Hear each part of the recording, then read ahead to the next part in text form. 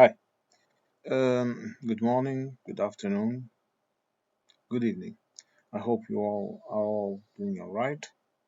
And I hope wherever you are, at least you are safe and more or less comfortable. Okay, because it's never perfect. Today I will be talking about a new measure that the Trump administration is going to impose on tourism, and that, in my view, will most definitely impact even more negatively the tourist industry. Now, Mr. I will sorry if I sometimes turn my head around because I don't like to steal other people's content. And this is why I watch the news and take a couple of clips of it so that I base my speech as I am telling you about whatever I'm talking about. Okay, this just to tell you that I base my observations, my opinions, my let's call it rants on facts. Okay, but so just so that you don't think that I'm he's looking away or whatever. No, has nothing to do with that. Okay, I know how sometimes that may come out. Now, uh, this new measure that the USA is going to apply is going to increase the costs of traveling to the USA.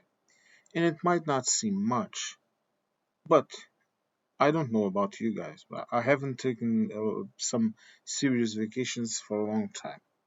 This year I might do it because my health is asking for it.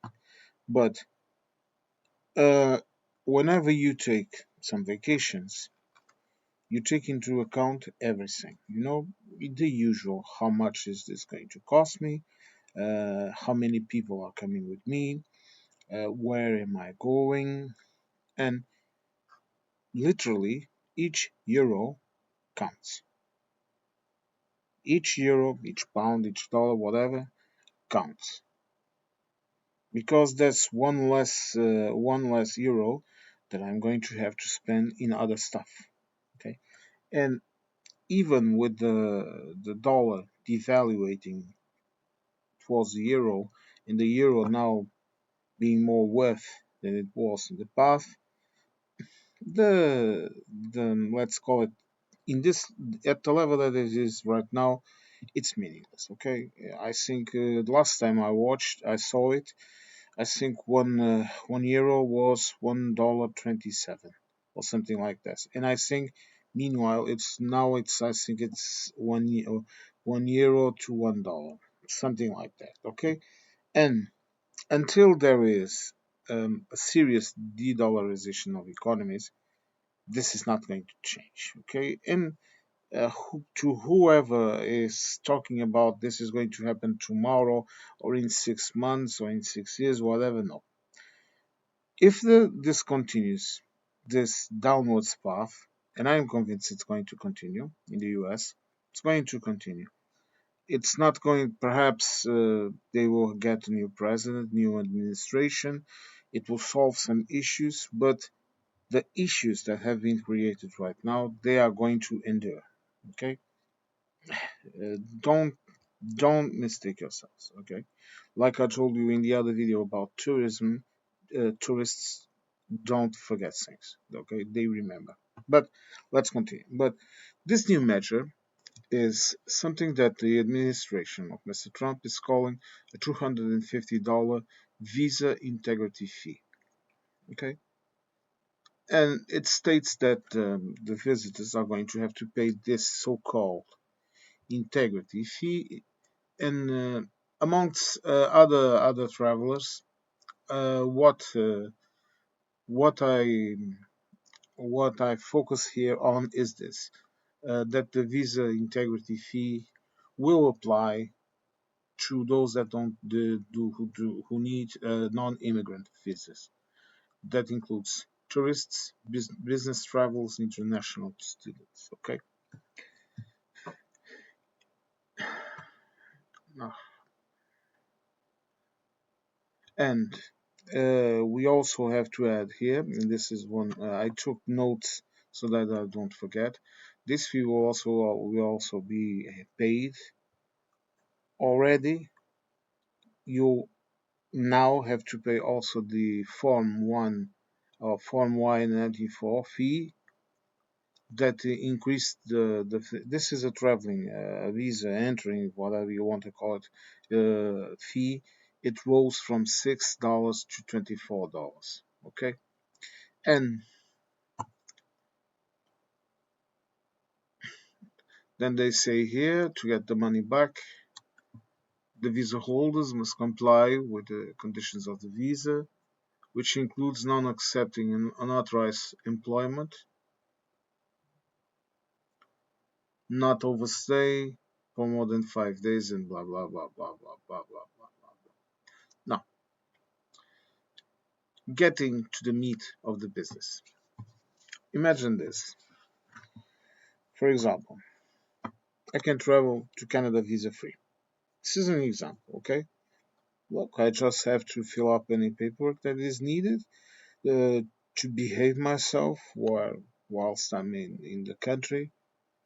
And for example, imagine this. The with everything included, the flight, the stay to wherever. This is just an example, okay? To the place where I'm going, it's 1,000 euros. Let's make it a nice round number. It's also 1,000 euros to the EU, sorry, 1,000 euros to the US. But now they are adding these costs plus a quarter of that value, plus 250 euros, plus a lot of stuff like this increase in the form and all of that. And if given the chance, just imagine this, I would go to Canada because those $250, that would be a meal or two, I don't know, whatever. You understand? That will mean visiting another attraction. That would mean, for example, if you take children or a partner with you, whatever, your husband or wife, whatever, I don't care. But you understand, if you take that person, it's more money that you can put in that budget because a tourist, unless it's a filthy rich tourist that does not care about these kinds of things like paying fees or whatever. They don't care because if they have enough money to spend in other stuff, they can spend it also in this. A normal tourist, the middle class tourist from Europe, from Canada, uh, from Australia, from wherever, you understand, that person is going to care about saving money. It's only natural, okay? You don't want to. If you when you go on vacation, usually the main goal is to relax, to visit a new place, to learn new things, try out new foods, to see things, even to talk with people, to train your. For example, a lot of tourists like to use their vacations to go somewhere where they want to learn the language and train it and learn how to speak it better, to listen to it, to use it.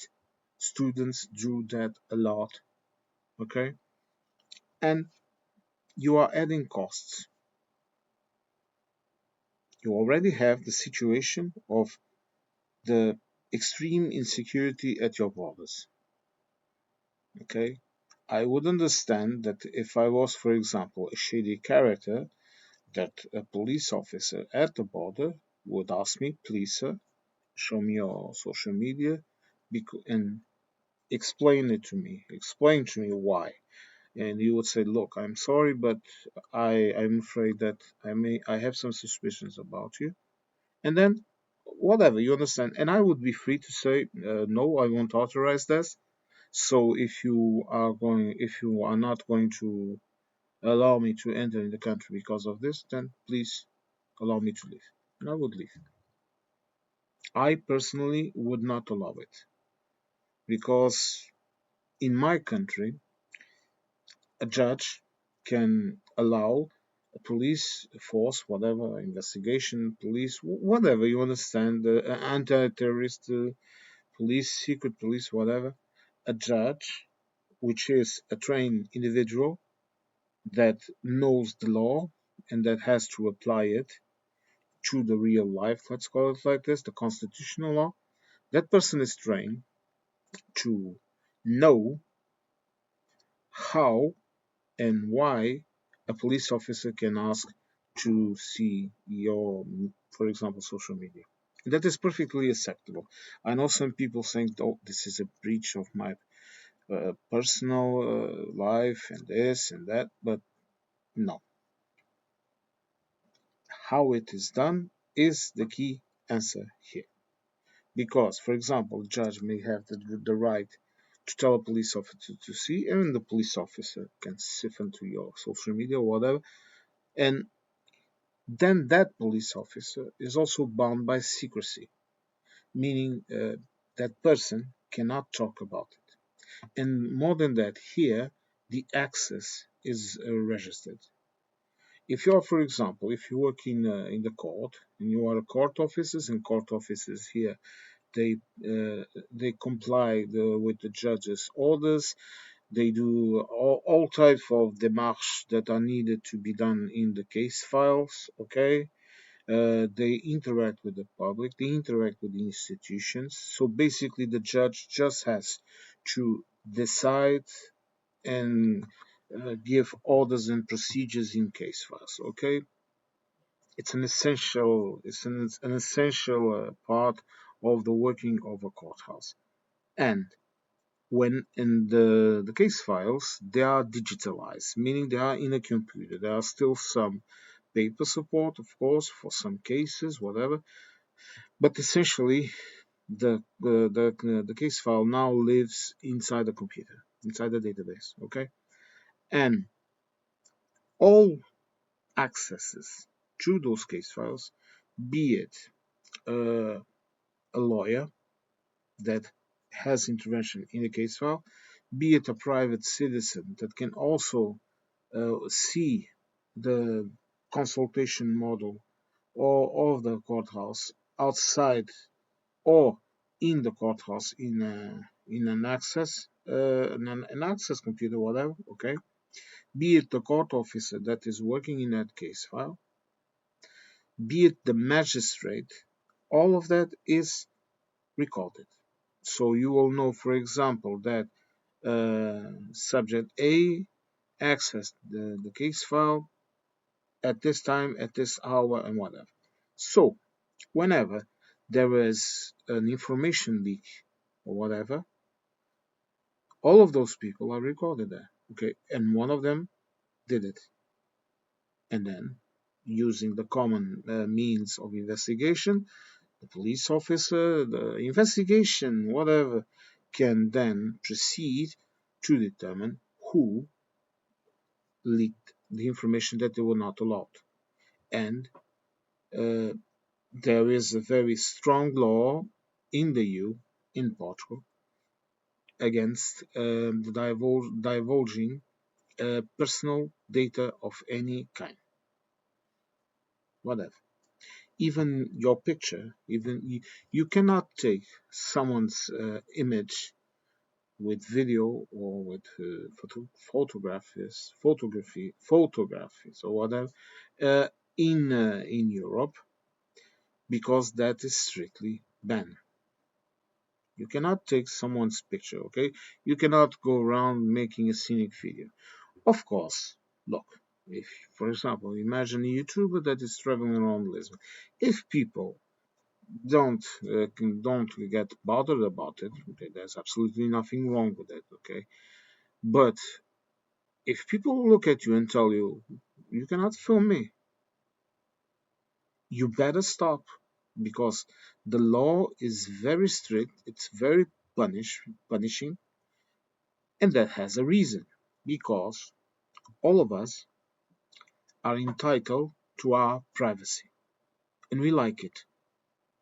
Okay, For example, when you see cameras in certain places in Europe, those cameras are there for a reason.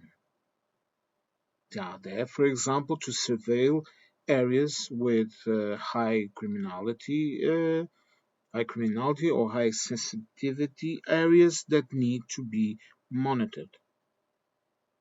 Other from that, no, no. You go, for example, if you go into a public building and you see a camera, next to that camera, or in the vicinity or whatever, or in an accessible place, there is a sign clearly stating that you are being recorded.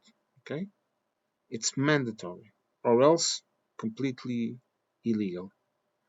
When you go to the public health centers or whatever, when you go to, we have a line. Basically, right now we have an emergency line. You ring them or email them or whatever, but normally you ring them, and then they process uh, and tell you, well, what can you do? Where should you go? They can do all of the, they can call an ambulance to go and pick you up, fireman, whatever. Okay, but the thing that that person tells you is before they record your call, because they need also to record it, because they need to maintain a record to see how the services are working, and there is still some issues, and they are dealing with it, solving them, and they need this data. They ask you, do you allow this recording to be? Do you allow, sorry, do you allow this call to be recorded? Okay, and now imagine me that come from this background of protection of my personal freedoms. Look, and again, I will tell you this: this is not an utopia. This is not perfect, and of course, sometimes falls happen. Okay, I don't want to uh, get out this idea of some kind of a holier than thou image, because that's absolutely incorrect. Okay, every country has issues. Every country has things they need to improve. Every country. I mean everyone. Everyone and every person. Okay, but we have this. And now I arrived to the USA, and some guy, just because my passport is that of a tourist, a foreigner, that's going to visit their country, I want to see your social media. Fuck off. My only answers to that would be no, deport me, or lawyer, embassy. Nothing, absolutely nothing more. That talk would end there. I would not allow anyone to look into my social media. Not because there's not nothing much of extraordinary in it, no, but because the principle of the saying is it's my freedom. It's not yours. It's a lack of respect in lack of education, in my opinion. You need to have serious doubts about the person that is standing near you for you to do such a thing. Okay. Now, but let's continue. This fee is just another exploit to the tourist business, because look, many tourists people, I think they are thinking something like this: oh, if they want so badly to come here, they will pay. They will pay. That, no, some people, look, I'm not telling you this guy is not telling you that the tourist business is going to die this year in the US. Not telling you this. Of course not. Of course it's not. But it will take you one X blow here, one X blow there, one slap here, okay? One event here, one event there, one deportation here, one deportation there, and soon enough, the group of people that are willing to even go to the US will diminish. And while this is happening, all the interconnected businesses related to tourism they are going to fade away. Okay. If, for example, I'll tell you this: if I was living in Canada with all of this shit, I wouldn't even consider to cross the bloody border for whatever reasons. For whatever reasons, okay? Imagine that I want to buy some stuff that is cheaper in the USA, okay? Or some things that I want in the USA, or I want to go to party in Vegas or whatever. I wouldn't do it. I would stay in Canada, or I would get myself a plane ticket and I don't know, go to Europe or whatever, or go to Cuba, whatever, we'll go to Mexico, you know, anything. But I would avoid that place like the plague because added costs, added issues. No, you are. I think a normal tourist now in the USA is constantly afraid of what is going to happen to him or her, no? Because it must be really frustrating. And now you add some more costs. I really don't look. This is this is so ridiculous. This is so ridiculous. I have no words about. Because if, for example, he would apply this type of policies of visa fee for highly risky tourism, I would understand.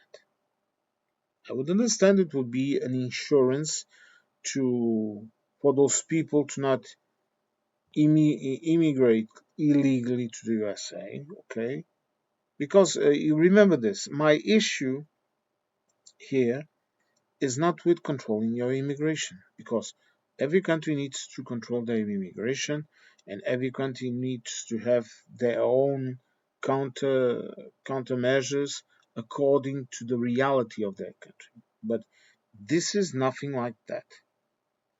This is blind stupidity, and this is ridiculous. Okay, how can a person be in the USA for 50 years as an illegal immigrant because the process of dealing with it is so expensive, is so cumbersome, and then you give yourselves the trouble to go to the place where people are trying to solve their immigration status. Okay, they are clearly undergoing uh, undergoing doing things to take care of that, and you arrest them. And then you hear the odds, oh, they should have. They were here illegals. They should have done it before. Yes, they should have done it before. And do you think the criminal elements care about that? Think about it. Do you think they want to uh, get their legal status corrected? Or they don't give a fuck? And they are in the background somewhere, nice and cozy, filling in the money, tax free, and sending it back to wherever they want to return to. And maybe if they get rich enough, they will just pay for the process, pay a lawyer, pay whatever, solve it, and continue on with their lives. You are arresting people that work in restaurants. You are arresting people that work in farms. You are arresting people that feed you, that clothe you, that clean your houses, that work in your manufacturers, okay? And you are ostracizing the people that are selling that to you. And you are ostracizing the tourists. Because, look, this might seem like an insignificant measure. And you might say, oh, other countries or other blocks of countries like the EU, they have this. Not like this. A tourist wanting to come to the EU only has to go to one site, and he knows exactly what is required of that person to be able to do some tourism in Europe. And funny enough, it's not that extreme. The person has to present the proof that they have enough money accessible to them, meaning, for example, in the bank. You don't need to carry your own money. Okay, you show the proof. They see that you have enough money to be here. For example, I don't recall the numbers right now, but you can check in the EU sites. Please, I'm going to make some videos about those type of things too, just to give a hand to whoever needs it. And they and then they tell you exactly what do you need to have, your paperwork, everything. Look, you can take care of your entire business before even setting foot here. Then you arrive at the airport if everything is all right, okay? If, for example, you come from a country like the UK that has bilateral agreements, for example, with Portugal in the EU, and most of the entire paperwork is taken care of in the US, in the US, sorry, for God's sakes, it's taken care in the UK. Okay, the person arrives here, they look at their passport, they don't even, I think right now, they don't even stamp it. Okay, they digitalize it, it goes into a database. Here you go. The person can spend, I think it's up to 90 days, the 90 days in Portugal, going through the tourism or staying with friends or doing whatever. That person, the entry of that person is recorded.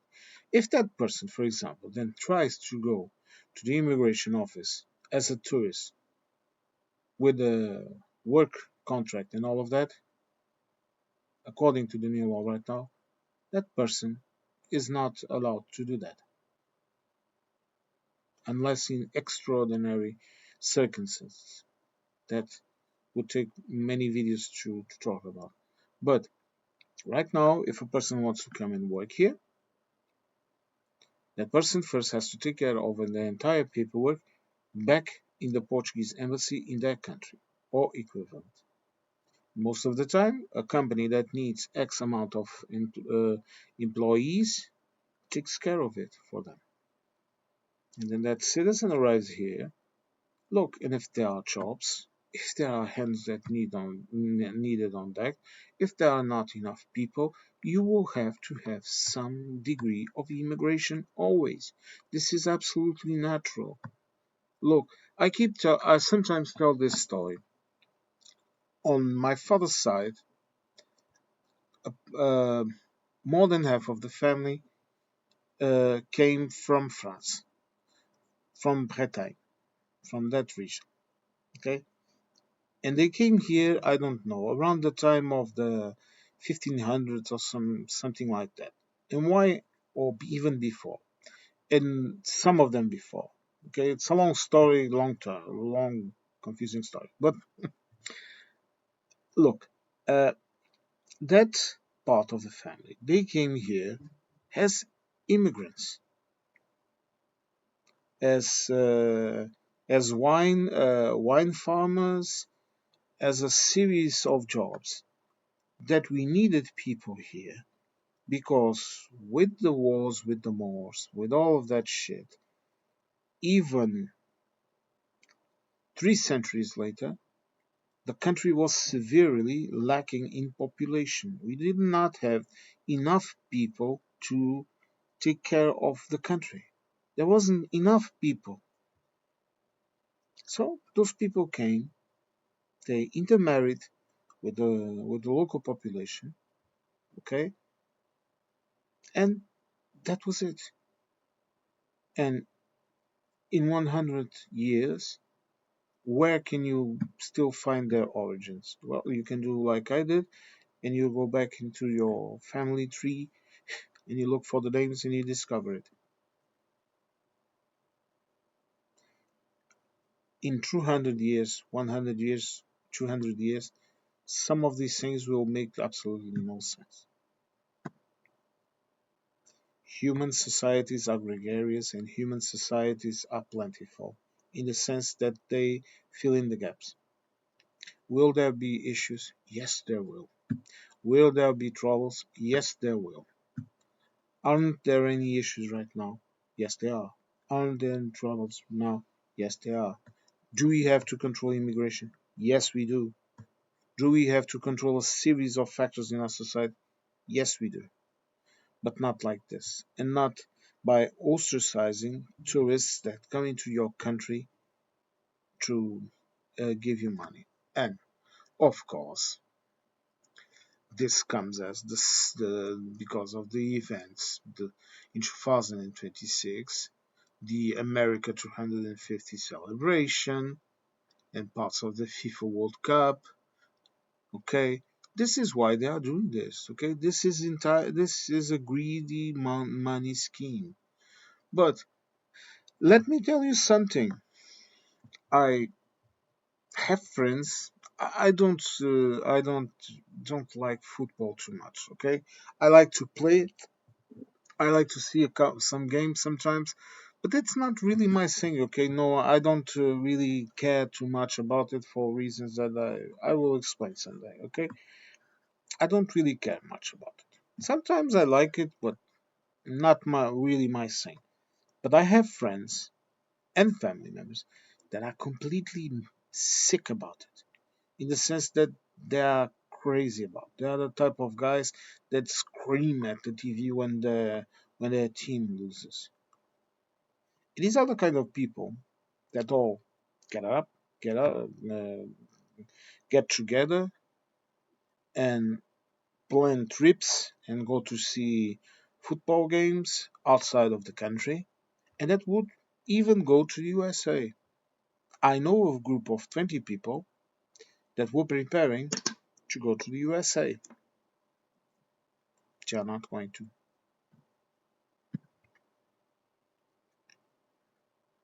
They told me they can see the games in the TV, cable. They're not going. And do I mean to say with this that no one is going? Of course not. Of course not. Of course, people are going to go. But I don't even know if they are not going to cancel the games inside of the USA. That has been talked about. I don't know how it is because, like I told you, I don't keep up with it much. But there were talks about this because there are a couple of countries that are making pressuring the FIFA authorities to cancel the games in the USA and keep the games in Canada and Mexico and cancel the USA. And I really don't know if they are not going to effectively do that. It's a risk. Frankly, my opinion, my personal opinion, I am I'm unsure they will do that. I don't think they will cancel the games in the USA. I don't think so. There is too much politics in the middle of all this, and I think they will not cancel it. But is it possible? Yes. Is it possible that a boycott begins on a lot of things? Yes. There is already boycotts. You know that, okay? You know that American products are rotting in the shelves. You know that American companies are being progressively diverted from the European market. Okay, you know all of that. You know that Microsoft has told the EU that it cannot protect the databases against the infiltration of US officials. You know that? And do you know how? how high that fire is burning, Microsoft has a lot of money invested in Europe. In my view, it is abundantly possible that Microsoft, in order to avoid losing the brunt of their market, is going to invest in a separate networks, separate everything, operating systems, all of it, in separate systems for Europe. Or, be Ben, we have a lot of serious situations in our hands. And I don't think people, especially YouTubers the YouTubers in the US and whatever that are talking about politics, they don't really know what is happening here. They don't know what is happening in their own country. Completely oblivious. You can you can count by the fingers of your hand the people that know what is happening. And no, I won't quote names. I will leave it up to you to make up your own mind. Now, a long one. I thought this one would be small, but look, it happens. Now, thank you for listening to me. I hope you have a wonderful day. Okay, enjoy your life. Life is so short.